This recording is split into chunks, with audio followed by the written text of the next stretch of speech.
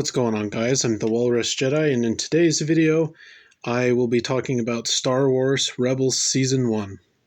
If you like this video, then consider liking and subscribing for more Star Wars videos like this. And there will be spoilers for this first Rebels Season 1, so if you haven't seen it and you care about spoilers, then here's your spoiler warning. Thank you. And now, the episodes. Episode 1 is Spark of Rebellion Part 1. Introduces us to the Ghost Crew, Kanan Jarrus, Hera Syndulla, the Twi'lek. Kanan Jarrus is a human Jedi. Garazeb Aurelios, he is a Lasat.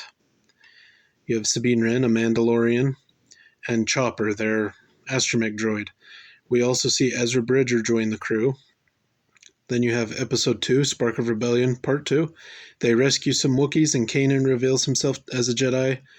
Ezra becomes his Padawan. These two episodes are a decent start, but the animation, while serviceable, is not nearly as good as Clone Wars.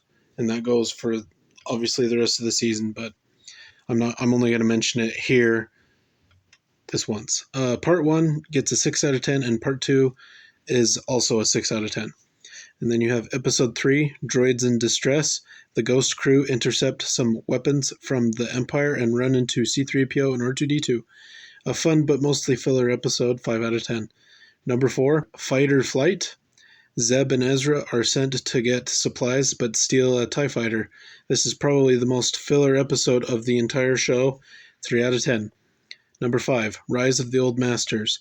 Hearing of Luminara living and being held by the Empire, Kanan and the Ghost Crew set out to rescue Luminara to train Ezra, because Kanan is struggling to train Ezra.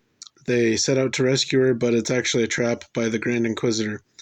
A pretty good episode, a pretty good episode. The best of these first 5 episodes, 6.5 out of 10. Number 6, Breaking Ranks.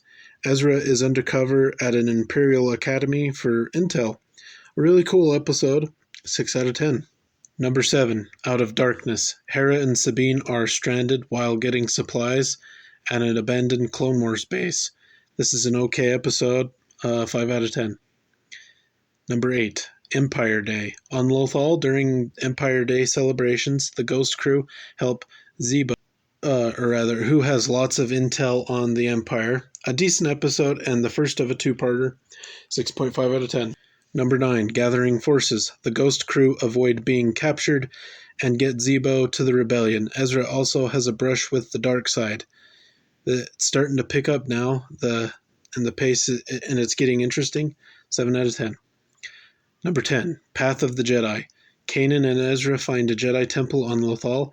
Ezra faces a challenge, and after completing it, he gets a Kyber crystal. Cool Jedi stuff, and Yoda talking to Ezra is fantastic. Best episode of the season, 8 out of 10. Number 11, Idiot's Array. The Ghost Crew help Lando smuggle a puffer pig to Lothal. Fun episode, but doesn't serve much purpose, 5 out of 10. Number 12, Vision of Hope. The Ghost Crew help a senator who speaks out against the Empire, but it's a trap. Ezra is slowly gaining experience and training, and this episode kind of teaches him a valuable lesson. 7 out of 10. 13, Call to Action. The Ghost Crew target an Imperial comm tower to help send out their message. Tarkin arrives on Lothal and manages to capture Kanan, but not before the rebels play their message. But the Empire does blow up the tower before the message can repeat. But the message didn't get out there. Great episode. The Grand Inquisitor executes some Imperial officers for their incompetence in this episode. It's a pretty cool scene. There's some consequences for the Imperials being, quite frankly, incompetent. And throughout this whole show, they're kind of incompetent because they kind of have to be for the rebels to do whatever, but oh well.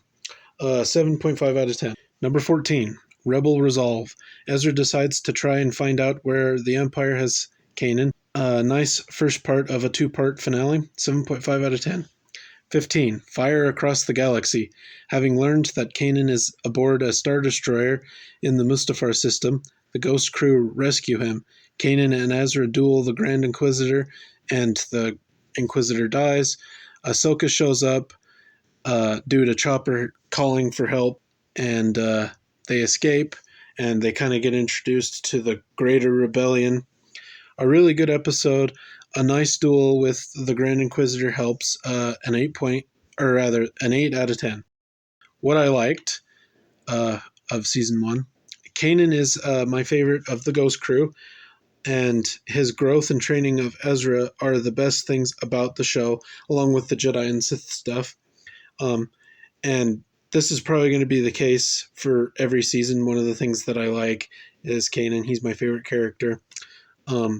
The fun character appearances of Lando, C-3PO, R2-D2, or Ahsoka, or even, I guess, Yoda's voice, they add to the show and can be really great and fun to watch. The Jedi Inquisitor stuff, there isn't much in season 1, but what we do get with the Jedi Temple on Lothal is great. The Grand Inquisitor is a cool villain. It's just a shame that he's not used very much in season 1. So, and he dies, so, but he looks cool. What I did not like of season 1, too much filler, for lack of a better word. Doing supply runs or lame missions like Ezra and Zeb going to get some Meiluron fruit, or Hera and Sabine just go on to an abandoned clone base and getting some supplies. I don't know. These are just not that fun. These are some of the weaker episodes of season 1, and there's a few of them. But yeah, and Zeb. I don't hate Zeb, but he's probably the weakest member of the Ghost crew, actually, in terms of just he doesn't do a whole lot. So, but he does get better throughout the show, so that's good. Rating. Overall, I liked season 1, but it does get better from here, from the next seasons. Season 1 of Rebels, I'm going to give a 6.3 out of 10. Not an awful score, but, room for improvement. What did you think of Rebels season 1? Which episode is your favorite? Who's your favorite of the Ghost crew? And, yeah. Don't forget to like and subscribe, and until next time, thank you very much for watching.